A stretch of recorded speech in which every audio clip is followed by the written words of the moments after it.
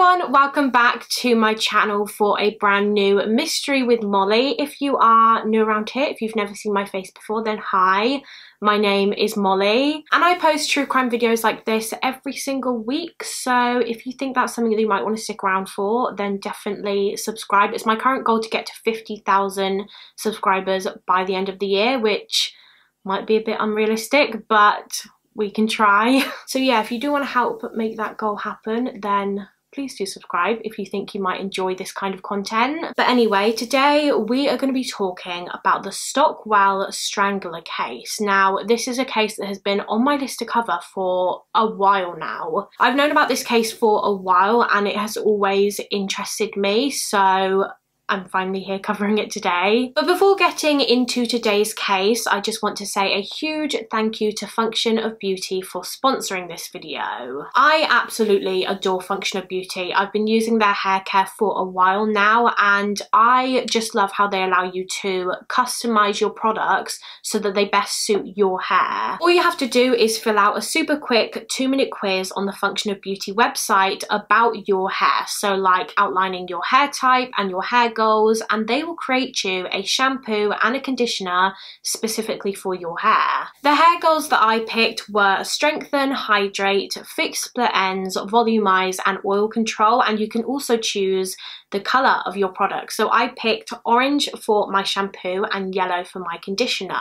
And for the scent, I picked vanilla and shea butter, which is so nice. I'm actually waiting for my next lot of shampoo and conditioner to arrive, and for those I picked the scent peach and mandarin, which I haven't tried before, but I've seen so many people pick that scent and they said it was amazing, so I'm so excited to try that. One of my favourite things about these products is how long the scent lasts in my hair. Like with other shampoo and conditioners, I'll wash my hair and it will smell nice at first, but then after a couple of hours the scent is just gone. You can't really smell it anymore. Whereas with these products, I personally can still smell the fragrance for ages after I've used them. It literally smells like I've got fresh hair when I haven't washed my hair in like 2 or 3 days. You can also choose the name that is printed on the bottle, so I've just got my name, Mollie, printed on there, and they also come with a sticker pack that you can stick on your bottles. As you can see, I've already stuck mine on. I just think it makes them look so cute. I'm honestly like a little kid when it comes to stickers. I get so excited. I also like to use Function of Beauty's hair mask. I tend to use this like once every 2 weeks and it honestly makes my hair feel so soft and silky. And as well as their hair care, I have also just started using Function of Beauty's body care range. So here I have the body wash and body lotion. Again, these are customizable. You can choose the color and the scent and the name that is printed on the bottle. I got these in the scent pear and apple, which is so nice. And on these bottles, instead of getting Mollie printed on it, I actually got mystery printed on it because, you know, mysteries with Mollie. Get it? Function of Beauty are 100% vegan and cruelty free. There are also no parabens, sulfates, GMOs or toxins in their products, and they are currently offering you guys the incredible discount of 20% off your first order with them when you use my link in the description box. I really could not recommend their service enough. I am so in love with their products. Once again, thank you so much to Function of Beauty for sponsoring this video and supporting the channel. And now let's get into the case of the Stockwell Strangler. By the way, I'm going to be looking a little bit different in the next clip because I am filming this on a different day. So yeah. So our case today takes place in and around the area of Stockwell, which is a district in southwest London in England. And this is Nancy Emms. She was a 78-year-old woman who lived in Wandsworth in southwest London, which is only about 3 to 4 miles away from Stockwell. Nancy was a retired school teacher who lived on her own in a basement flat on West Hill Road in Wandsworth. And I don't believe Nancy really had many friends or family members. Sources online say that she was a bit of a recluse. She was very much alone most of the time. She suffered with dementia, and as a result of this and the fact that she lived alone, her flat was pretty unkempt. She herself couldn't really keep her flat clean or tidy, and so a couple of times a week she would have a home helper or carer visit her, and they would just help her tidy up the place, prepare Nancy's meals, just general everyday tasks like that to make it a bit easier for Nancy. And that's exactly what was due to happen on the morning of April the 9th, 1986. The home helper went to Nancy's flat to just give her a hand. When she arrived at Nancy's flat, nothing really seemed out of the ordinary. Nancy was still in bed. She was underneath her duvet, and her duvet was pulled like right up to her chin, so it appeared as though she was just asleep. However, the home helper quickly realised that Nancy wasn't sleeping. She was actually dead. At first, nothing really appeared suspicious about this situation. I mean, Nancy was a 78-year-old woman, and the home helper just assumed that she had passed away peacefully in her bed, as a lot of older people do. Nevertheless, a doctor was called to Nancy's flat, and after examining her body, he signed a death certificate and determined that she had died of natural causes. It was a natural death. And that was that, really. Nancy's body was taken away, plans for her cremation were being made, and the home helper went back to her flat to clean it up. And when she went back to Nancy's flat, she noticed something that she hadn't noticed before. Nancy's television was gone. It was not where it usually was. In fact, it was nowhere in her flat. So where was it? The home helper just thought that this was really suspicious, and so she decided to contact the police and just let them know that Nancy's TV was missing. And immediately alarm bells started to ring for the police. Initially, this just seemed like a natural death. An old woman had just passed away in her bed from natural causes. But now it was looking like her TV had been stolen, so maybe her death wasn't so straightforward like everyone first thought. Maybe something more sinister had happened to 78-year-old Nancy Emms. So police cordoned off Nancy's flat, as it was now a potential crime scene, and they took her body for a post-mortem, which revealed that Nancy Emms had actually been murdered. Nancy had been manually strangled to death, so someone had strangled her to death with their bare hands, and she had also been sexually assaulted. It's believed that she was attacked when she was asleep, and the coroner noticed that she had bruising all over her body, but mostly on her upper body, so like her neck where she had been strangled, and also on her chest, because it became clear that the killer had climbed on top of her body during the attack, and he had knelt on her chest to hold her down. She also had cracked ribs from where there had been so much pressure on her frail body. It was a really horrific attack. And I don't really understand how the doctor who first took a look at Nancy's body didn't pick up on any of her injuries, because she had so many of them. But like I said earlier, they just believed that her death was natural, that it was a natural death. I don't really know what happened there. Anyway, now the New Scotland Yard police had a murder on their hands, and at first it seemed like maybe this had been a robbery gone wrong situation, because Nancy's TV had been stolen. Maybe the killer broke into Nancy's flat just intending to steal the TV or steal a few other items, but that at some point Nancy woke up, or she stirred, and so they panicked and decided to murder her. But she had also been sexually assaulted, and if the motive for the crime was just theft, why would the killer sexually assault her as well? There were no signs of forced entry, so the killer hadn't broken in. It was determined that his entrance to the flat was through a window which Nancy had left open, as this was April of 1986, so it was around end of springtime going into summertime, and it was actually very hot that summer. There was a bit of a heat wave that year for the UK, which I'll talk more about later. Anyway, detectives and a forensic team went to examine Nancy's flat, and they were looking for any evidence of the killer. And they did find some. Forensics found a human head hair on Nancy's bedding that, when tested, was determined to have come from a man with Afro-Caribbean heritage. They also had a semen sample of the killer, which was found on Nancy's body, and both of these, both the semen sample and the head hair, were a very useful clue. They knew that they both had to belong to the killer.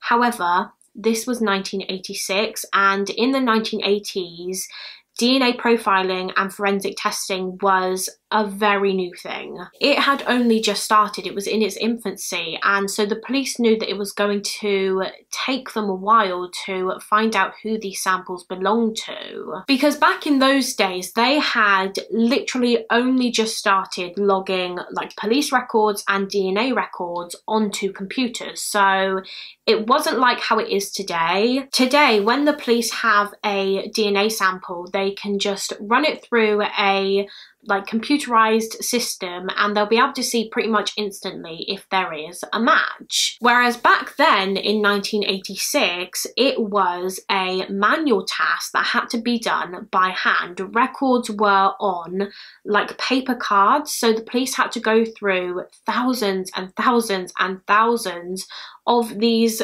paper cards to identify potential suspects. It was going to take up a lot of time. They were specifically looking at known burglars and known sex offenders in the area, but they struggled to link any of them to the murder of Nancy Emms, and it seemed as though this case was going to go cold. But then, exactly 2 months after Nancy was strangled to death, her killer struck again. Now, this murder did take place in Stockwell, and the victim was 67-year-old Janet Cockett. Janet lived alone in a ground floor flat at Warwick House, which was a block of flats on the Overton Road estate in Stockwell, and it was just a couple of miles away from where the first victim, Nancy Emms, lived in Wandsworth.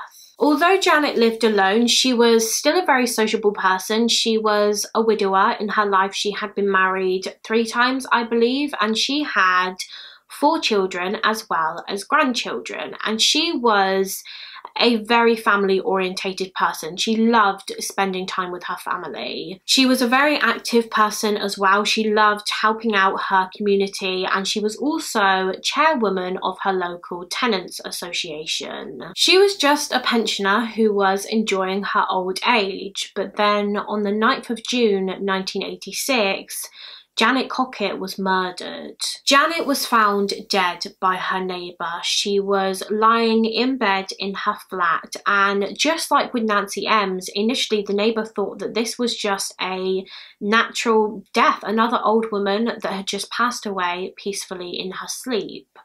But it soon became clear that someone had actually killed her. Janet was found completely naked in her bed, and her nightdress had actually been ripped off her body, but then the killer had folded it neatly and placed it on a chair. And I find it really interesting how the killer could viciously rip it from her body, but then actually take the time to fold it neatly and place it on the chair instead of just throwing it on the floor. Janet had her arms folded, and they were placed across her chest, and her blanket had been pulled right up to her chin. Just like with Nancy Emms, the killer had almost tucked her into bed after killing her. They literally looked like they were just sleeping. The cause of death was manual strangulation, and again, just like with Nancy, Janet had bruising all across her chest where the killer had put his body weight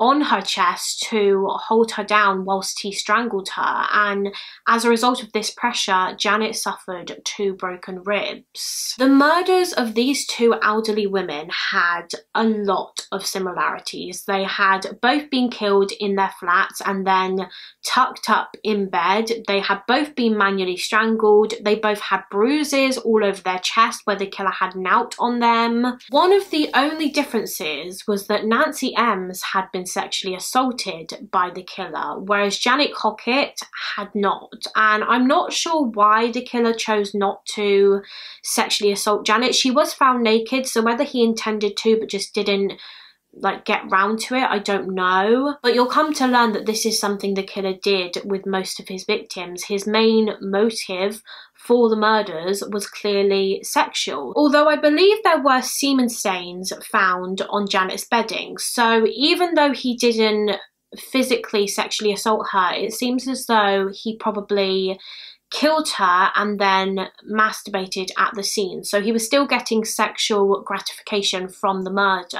So detectives began looking around the crime scene, Janet's flat, and they noticed something really odd. Pretty much all of Janet's family photographs had been either covered with a cloth or they had been turned upside down. As I mentioned earlier, Janet Cockett was a very family orientated person, so she had a lot of pictures of her family members in her flat, and the killer had made the decision to turn these pictures away or just turn them upside down, almost like he couldn't bear to look at them. He couldn't bear to look at photos of Janet's family as he was killing her, so he just didn't. He turned them away. Anyway, a forensic team was brought to Janet's flat to examine the scene, and they found a palm print on the bathroom window in Janet's home and also a smudged fingerprint on a flower pot on her mantelpiece. Once again, the killer had left his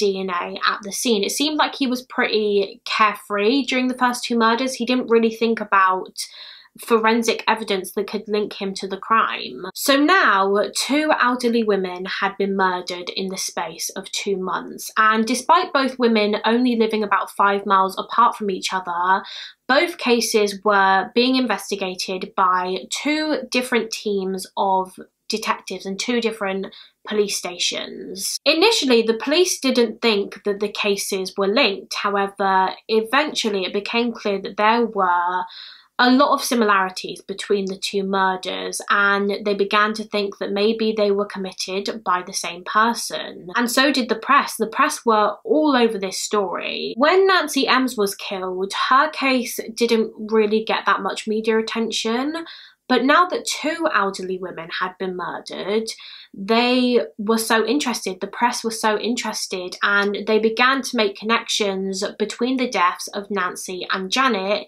suggesting that maybe this was the start of a serial killer. And soon this was pretty much confirmed when just over 2 weeks after Janet Cockett's murder, the killer struck again, although this time his attempt at murder was unsuccessful. His next victim survived the attack. Fred Prentice was 73 years old when he was attacked on the 27th of June 1986. Fred was a retired pensioner who lived in an old people's home called Bradmead in Clapham, which borders Stockwell. In the early hours of the morning on the 27th of June, Fred Prentice was sound asleep in his room and he had left his window open because it was another hot summer's night. And at around 3 AM, Fred woke up because he heard someone entering his bedroom.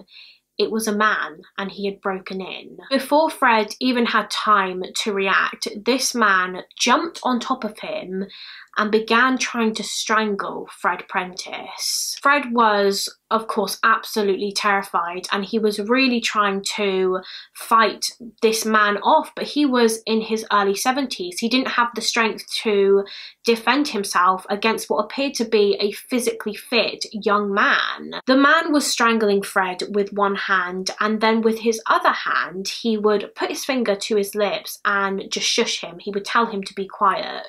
Fred also said that the attacker kept saying, "Kill, kill, kill," just over and over again. Fred continued trying to fight off this man, and at some point he manages to reach over and press the panic button or alarm button that you find in, I think, every room in an old people's home, just in case they need help or assistance. And as soon as Fred pressed this button, the attacker threw him against the wall, which almost knocked him unconscious, and then he just made a run for it. He jumped out of the window and fled the scene. So the staff in the care home rushed to Fred's room, and thankfully he survived the attack, although he was completely traumatized by what had happened, as I'm sure most people would be. I've actually got a quote from Fred here about the attack, and he said, "I was absolutely terrified, but there was nothing I could do. He was sitting on my chest with his fingers clutching at my neck. I thought I was a goner.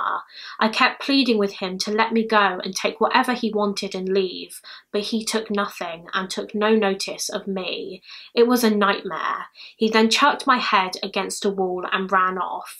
The blow almost knocked me unconscious and I slumped to the floor, too petrified to move.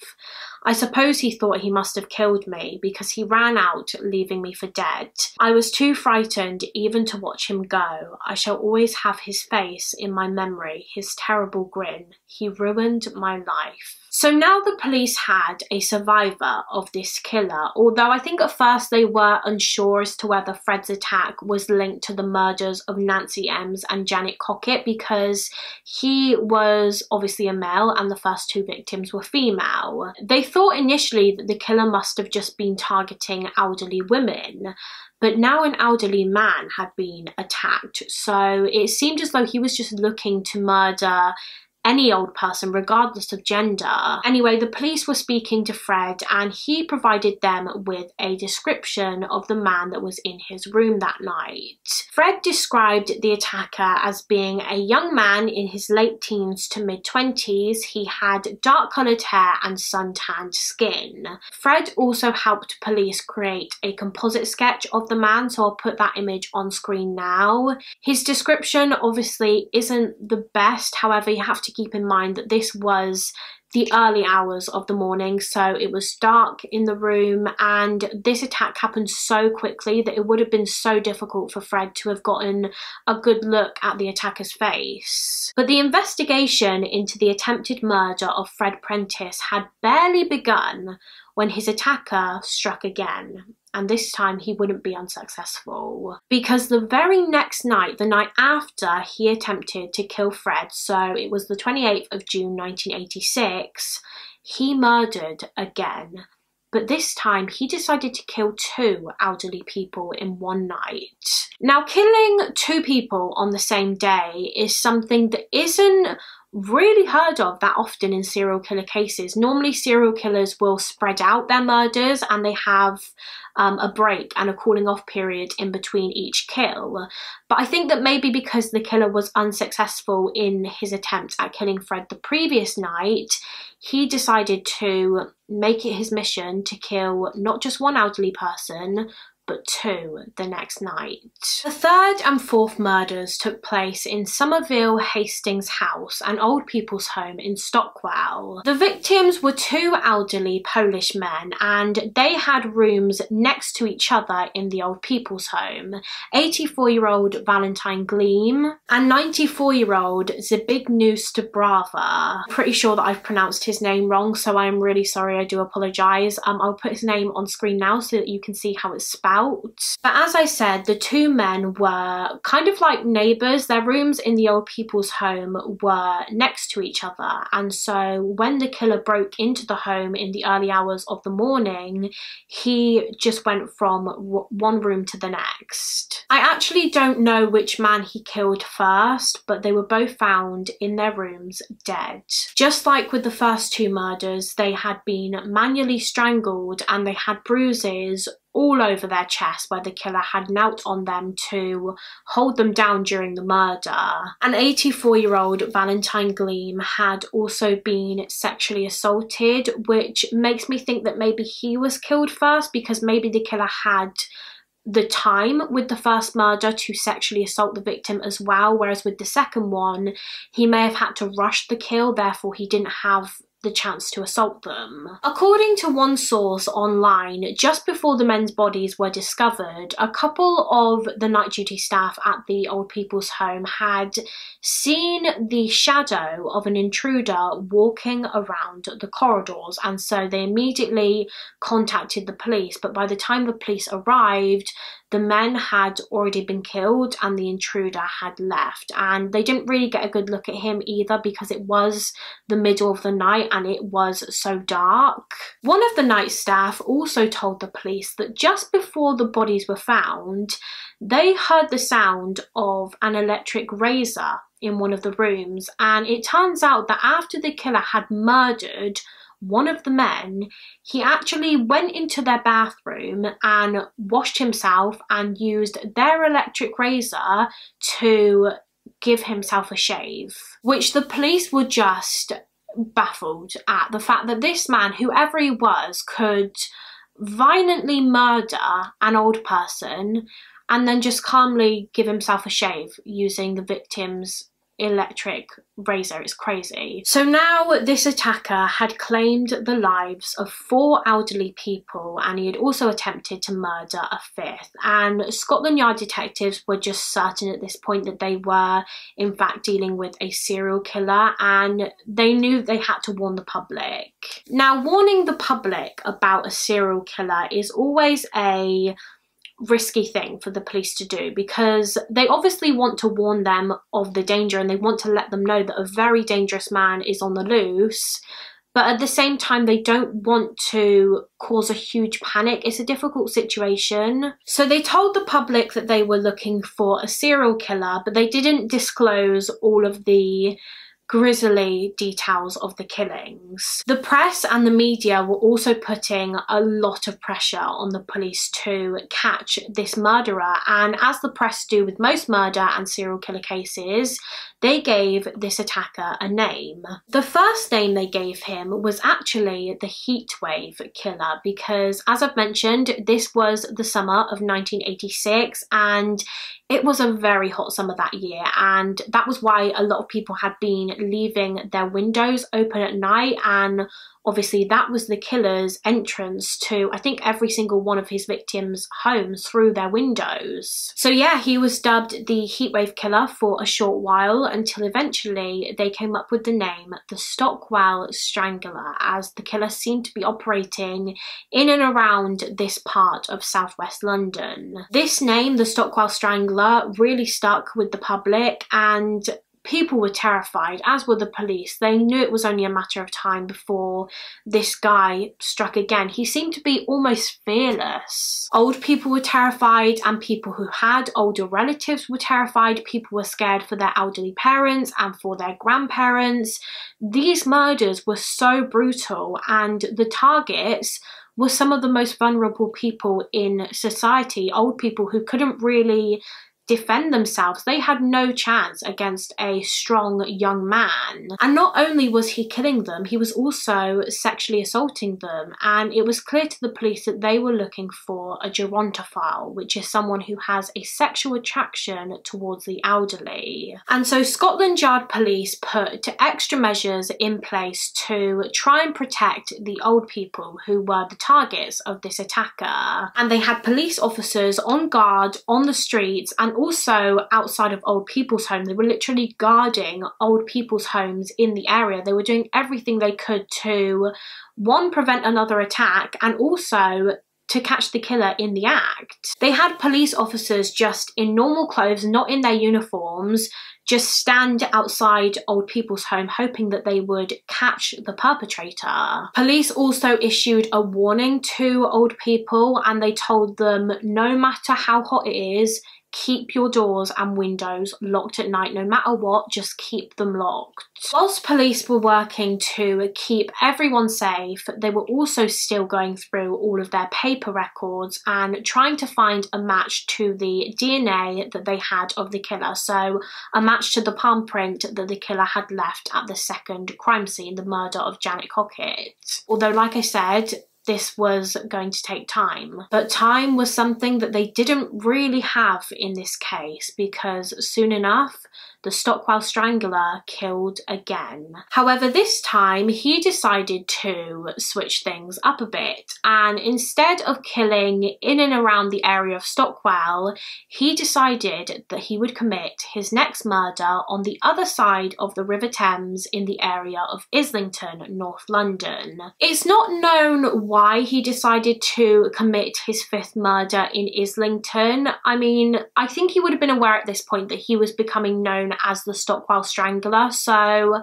maybe he decided to switch up the location of his next crime in an attempt to confuse the police and throw them off his scent. Or maybe he was just in that part of London at the time for some other reason, and whilst he was there, he got the urge to kill again. 10 days after the double murders of the 2 Polish men in Stockwell, the killer broke into the home of 82-year-old William Carmen. William lived on his own in a low-rise block of flats, and on the evening of July the 8th, 1986, he left his window open due to the heatwave that the UK was having, despite the police warning old people not to do this, not to leave their windows open and their doors unlocked. But perhaps William just didn't think he was at risk of being attacked by the Stockwell Strangler, because he usually operated in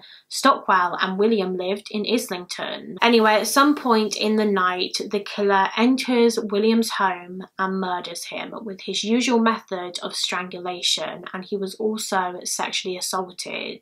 The next day, July the 9th, William was discovered dead in his bed by his own daughter, and so the police were called. During a search of William's flat, they discovered that the murderer had actually stolen around £400 to £500 from his home, and they also noticed that just like with the murder of Janet Cockett, the assailant had turned around all family photographs at the scene when he was killing William. Once again, it was like he couldn't bring himself to look at the people in the pictures. He couldn't look at William's family members, maybe because it made him feel guilty, and he didn't want to feel guilty. He wanted to kill. Another theory that I came across during my research as to why the killer might have done this was that maybe in his mind, he thought that the people in the pictures were almost like witnesses to the murder. Maybe he thought they were watching him commit the crime, and obviously he didn't want to be caught, so he decided to turn the pictures away so that the people in the pictures couldn't see what he was doing, so there were no witnesses. The next murder took place just under 10 days after the murder of William Carmen, and this time the attacker was back in his usual murder location, Stockwell, southwest London. His 6th victim was 74-year-old William Downs, so he had the same name as the last victim, William Carmen. And interestingly, William Downs lived on the exact same estate as where the Strangler's 2nd victim, Janet Cockett, lived. William lived in a studio flat within a block of flats known as Holly's House. And on the 20th of July 1986, he was found dead in his bed by his son, and his son was devastated, as you can imagine, and he actually said that he had told his father to keep his doors and windows locked because there was a killer on the loose. But sadly, William left one of his windows open ever so slightly, and that was the killer's entrance into his flat. William was discovered naked in his bed. His arms had been folded across his chest and the duvet had been pulled up right to his chin. Once again, the killer made it look like he was just sleeping. He had also been strangled and sexually assaulted, and the police found semen stains on his bedsheet. I didn't really know where to include this next part in the video, but it's also important to note that with a few of the victims, the killer would grab like a sock or some item of clothing and he would push it down his victims' throats. I don't think he did this with all of his victims, but he definitely did it with a couple of of them, and I don't really know why either. My guess is that he did it before they died to try and silence them, because obviously if they have something stuck in their throat, they can scream or shout for help. And it's also not known whether the killer sexually assaulted his victims before or after death. So a forensic team was sent to search William's flat, and there they found a palm print on his garden gate and also a fingerprint on his window. Now, I believe this was the first time the killer's prints had been detected since the murder of Janet Cockett, so since the second murder. After Janet's murder, it seems as though the killer was being pretty careful not to leave his prints at the scene. But on his sixth murder, the murder of William Downs, he slipped up. So they tested the prints found at the William Downs crime scene against the prints found at the Janet Cockett crime scene, and sure enough, they were an exact match. But they were still trying to find out who these prints had come from. So as I've said throughout this video, whilst the murders were happening, the police were manually going through all of their records to try and find a match to the killer's prints. And it was taking a long time because back in 1986, they had only just started logging prints onto a computer. So they were going through thousands and thousands and thousands of paper records of prints to try and find a match. And eventually, not long after William Downs' murder, they did find one. They found a match to the prints that were collected at 2 of the crime scenes. And this match was to a man named Kenneth Erskine. Kenneth Erskine was a 24-year-old man, and his prints were on file because he had previous criminal convictions, which I'll talk more about later. And now he was the main suspect in a serial killer case. The police finally had the breakthrough they were waiting for. They had the killer's name. Only problem was they had no idea where he was. You see, Kenneth Erskine was actually homeless, so they had no address for him, which meant that catching him was going to be really difficult. So a manhunt investigation was set up to find this man, Kenneth Erskine, a man who had already claimed the lives of 6 old people, and they knew that if they didn't find him quickly, he would kill again. And unfortunately, he did manage to commit one more murder before he was apprehended. His 7th and final victim was 80-year-old Florence Tisdall. Florence lived on her own in a ground floor flat in Fulham in South London. She had 3 cats who she absolutely adored, and to be honest, I think her cats were the only company she really had. I don't think she really left her house very much because she was partially deaf and blind. She had to use a walking frame to get around, so she just stayed at home for the most part, I think. However, on the 23rd of July 1986, Florence decided to venture outside of her home and go to the hair salon, because later that day there was actually going to be a royal wedding, and Florence absolutely loved the royal family. The Duke and Duchess of York were going to be getting married, and it was going to be broadcast on the television that afternoon. And even though Florence was going to be watching from home on her own, she decided that she still wanted to look her best for the occasion, and so she went to go and get her hair done. So that day she got her hair done, she watched the royal wedding, and then later that night she went to bed.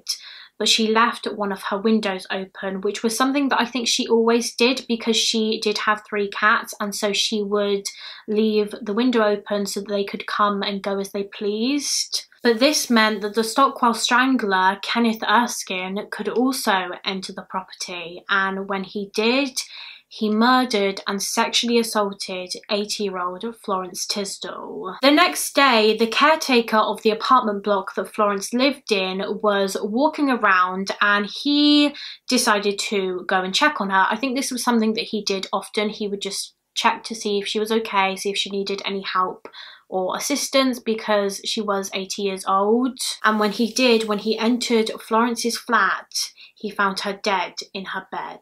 Just like with previous victims, her arms had been folded and placed across her chest. She had bruises all over her upper body where the killer had been sat on her whilst he was strangling her to death, and as a result of this pressure on her body, she sustained 2 broken ribs. And once again, the killer had turned away all family photographs at the scene. So now that's 7 murders and 1 attempted murder attributed to the Stockwell Strangler, and by this point, as we know, detectives had his name, Kenneth Erskine.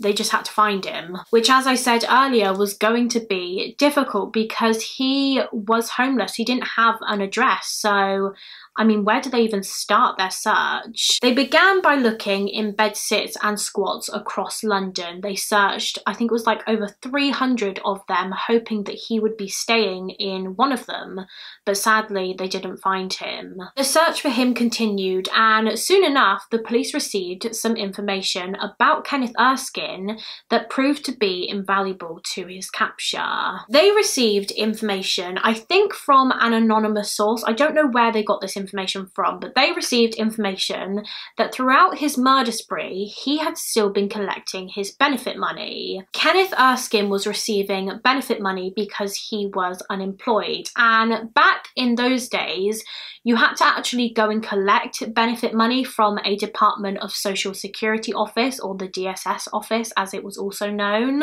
And that's exactly what Kenneth would do. Every single week, I think it was every Monday, he would go to Keyworth House, which was a social security office in South London, and he would pick up his money. So the detective spoke to the staff at this DSS office and they asked them about Kenneth Erskine. Had they seen him? Do they recognise him? Do they know who he is? And pretty much all of the staff in there actually knew Kenneth quite well. They said that he would come in often to collect his money, and they all called him the Whisperer because apparently he was really quiet and shy. When they spoke to him, he wouldn't really say much and he had a very timid voice. So the detective said to the staff at the DSS office, when Kenneth Erskine next comes in, please can you ring us immediately so we can apprehend him? And soon enough, detectives received that phone call. The staff rang them and told the detectives that Kenneth Erskine was currently in the office waiting for his money, and so the detectives went straight there. And when they got there, they arrested 24-year-old Kenneth Erskine. They finally had the Stockwell Strangler. And Kenneth didn't struggle or put up a fight or anything when the police arrested him. He just went with them willingly and calmly to the police station where he would be questioned. But before I talk about the questioning and before I talk about the rest of the case, let me just tell you a little bit more about Kenneth Erskine and his background and his life leading up to this point, leading up to the point when he became a serial killer. So Kenneth was born on the 1st of July 1963 in Hammersmith in London. His mother was named Margaret and she was just from England, and his father was named Charles and he was from Antigua, and Kenneth was one of 4 children. He had 3 younger brothers, so he was the oldest child. Now, I couldn't find too much information online about what Kenneth's parents were actually like. All it really said was that his home life wasn't very stable, and apparently Kenneth and his younger siblings spent a lot of their childhood either with foster parents or in care homes, but I don't exactly know why. When Kenneth was really young, he was described by people as being a very lively boy, very happy, and he apparently loved to read the Bible. However, when his parents got divorced in the 1970s, this kind of changed. His personality just seemed to switch. Kenneth went from being a really cheery, bright kid to almost being the complete opposite. He started acting out a lot, he became really difficult to control, and he just suddenly had this temper. He turned really violent. He started bullying little kids, he would misbehave in school, he was really aggressive towards his younger brothers. In fact, he actually tried to hang one of his brothers twice. On 2 separate occasions, he tried to hang his brother. And due to his misbehaviour at school, Kenneth was sent to a number of schools specifically for troubled and misbehaved children. I think he was kicked out of a couple of schools, which is why he kept going from one to another. However, even though he was being sent to these schools, his behaviour wasn't getting any better. If anything, it was just getting worse and worse. He attacked other students and his teachers numerous times. He actually stabbed one of his teachers with a pair of scissors. I think he stabbed her through her hand. He tried to drown a couple of pupils when his class went swimming. He would just hold their heads under the water. He would set fires at school. One time he pushed one of his classmates off of a moving bus. Another time he strangled the classroom guinea pig. And on another occasion, when a psychiatric nurse was examining him, he actually threatened her with a pair of scissors. He held a pair of scissors to her throat. According to a book I read about this case, he would also expose his private parts to some of his female teachers, and he would rub himself against them. At 16 years old, Kenneth was kicked out of his home by his mother, Margaret, because she was just fed up with his violent behaviour. And then she eventually just completely disowned him when she found out that he had been giving his younger brother cannabis. That was the line for her, and he had crossed it. And I don't believe he ever actually saw any of his family members again after that. They didn't want anything to do with him, and so he was forced to get by and survive on his own. From then on, Kenneth Erskine was homeless, and he spent the next few years of his life living on the streets. Sometimes he would stay in squats and hostels. He started drinking alcohol and using hard drugs, and he also began committing petty theft to get by. According to one source, around this time, I think it was when he was around 18 years old, he was in a relationship with another man. I say relationship, I don't know if it was like a serious relationship, or if they were just kind of like sleeping together and had just gone on a few dates. I don't know what it was, but the source that I read referred to him as Kenneth's boyfriend. But anyway, apparently one night Kenneth went into his boyfriend's bedroom with a knife, and he just started stabbing him. He was just slashing and stabbing his boyfriend's body with this knife, and I don't believe they were very deep wounds, because from what I can gather, the boyfriend was completely fine. But it seems as though this attack was just completely unprovoked. I don't think they had been arguing or anything. For some reason, one night he just decided to get a knife and attack his partner. Eventually, Kenneth started breaking into people's homes, I believe mainly elderly people's homes, and he would steal things like their jewellery, their TVs and other expensive items, and he would sell them to backstreet dealers. Although his burglaries were not always successful, and he was caught and arrested many times over the years for theft, and he was ordered to serve some time at a youth offenders institution in West London on a couple of occasions. Now, during his time there obviously wasn't much for him to do, and so he spent a lot of his time doing some artwork. He did a lot of drawing and painting. However, what's chilling about this is that he would apparently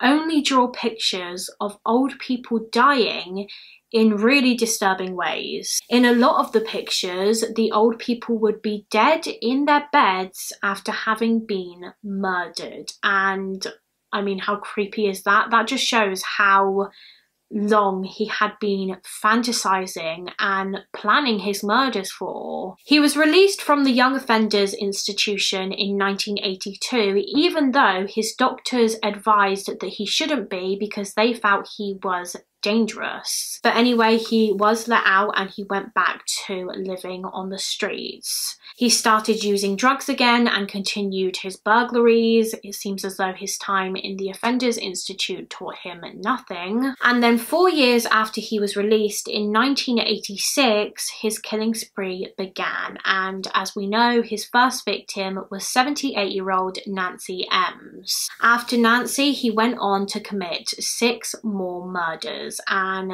that brings us back to where we were in the case. So if you remember, 24-year-old Kenneth Erskine was arrested on suspicion of murder at a DSS office in London. He was there to collect his benefit money. Like I said earlier, when he was arrested, he didn't resist or anything. He didn't struggle with the police. He just calmly went with them to the police station for questioning. Detectives were certain by this point that he was the guy they had been looking for. He was the Stockwell Strangler.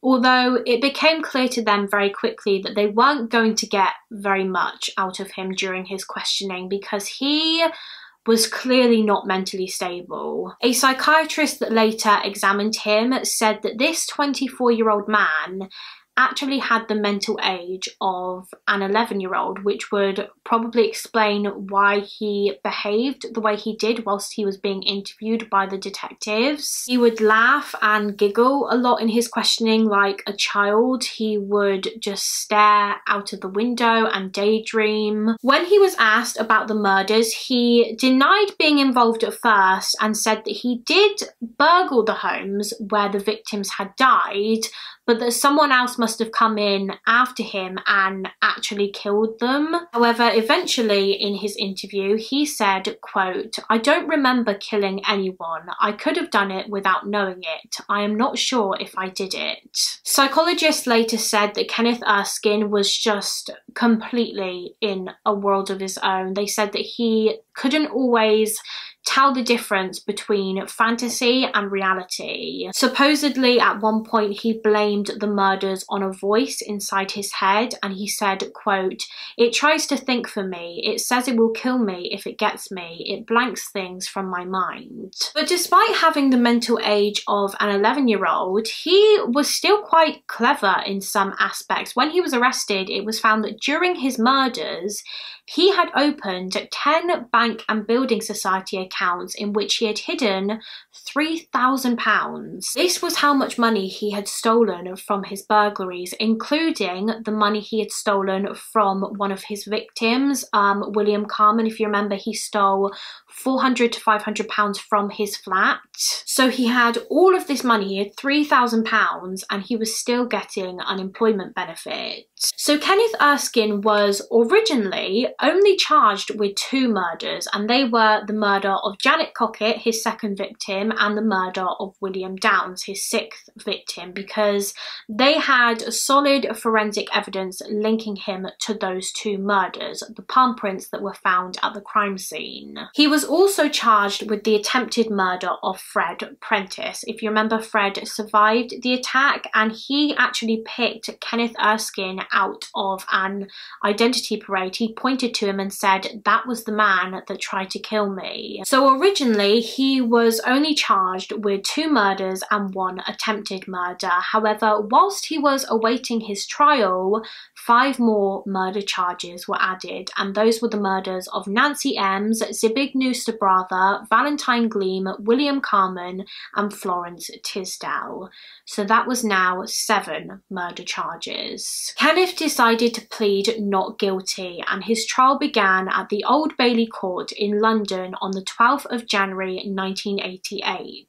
And just like in his questionings, his behaviour during his trial was very odd. He would giggle and laugh a lot. He would just stare into space. It was almost like he wasn't actually there. His mind was just somewhere else. When the horrific details of his murders and sexual assaults were brought up, he would masturbate literally in front of everyone. Kenneth's trial lasted for 17 days, and the jury found him guilty of 7 counts of murder, and he was sentenced to life imprisonment with a minimum of 40 years. About 20 years after he was convicted, in the year 2008, Erskine's defence team team decided to appeal against his murder sentence. They said that he should have been found guilty of manslaughter instead of murder on the grounds of diminished responsibility because of his mental state at the time of the killings. Like I mentioned, it was very clear that he was mentally unstable. He was, I think, later diagnosed as having schizophrenia and a couple of other mental illnesses, I believe. And so this appeal was successful. His murder charges were reduced to manslaughter. Due to his mental state, Erskine has spent the majority of his sentence in Broadmoor Psychiatric Hospital in Berkshire in England. And interestingly, in February of 1996, whilst he was at Broadmoor, he actually saved fellow inmate Peter Sutcliffe's life. Peter Sutcliffe, for those who aren't aware, is most famously known as the Yorkshire Ripper. He was a serial killer who murdered many women, and he was also sent to Broadmoor. I've never done a video about the Yorkshire Ripper, but if you would like to see that, let me know in the comments and I will add it to the list. But anyway, in February of 1996, Peter Sutcliffe was attacked in his room by another inmate named Paul Wilson. Apparently Paul asked to borrow a videotape from Peter Sutcliffe, but he just said no, and so Paul got angry and he attempted to strangle Sutcliffe with a headphone cable. He was trying to kill him, however Kenneth Erskine and another inmate heard Peter Sutcliffe screaming and they ran in and managed to get Paul off of Sutcliffe. So Kenneth Erskine actually saved Peter Sutcliffe's life. Not that I would say that's much to be proud of, but anyway. I don't know why, but I just find that so interesting. A serial killer saved the life of another serial killer. But yeah, that is pretty much it for this case. That is the case of Kenneth Erskine, the Stockwell Strangler. As we know, he was officially linked to 7 murders and 1 attempted murder. However, some people believe he had a lot more victims than that.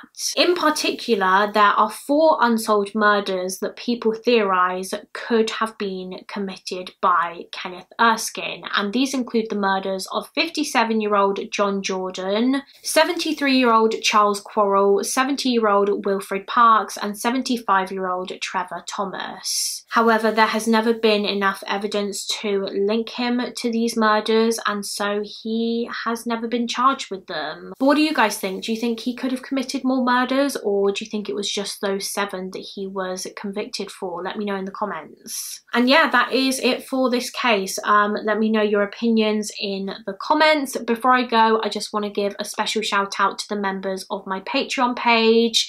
Thank you so much for your support, guys. If anyone else wants to become a member of our little Patreon family, the link is always in the description box of my videos. Once again, I just want to say a huge thank you to Function of Beauty for sponsoring this video. Remember, you can get 20% off your first order with them when you click the link in the description box. Please do give this video a thumbs up and subscribe if you haven't already, and I will see you again next week for another mystery with Mollie.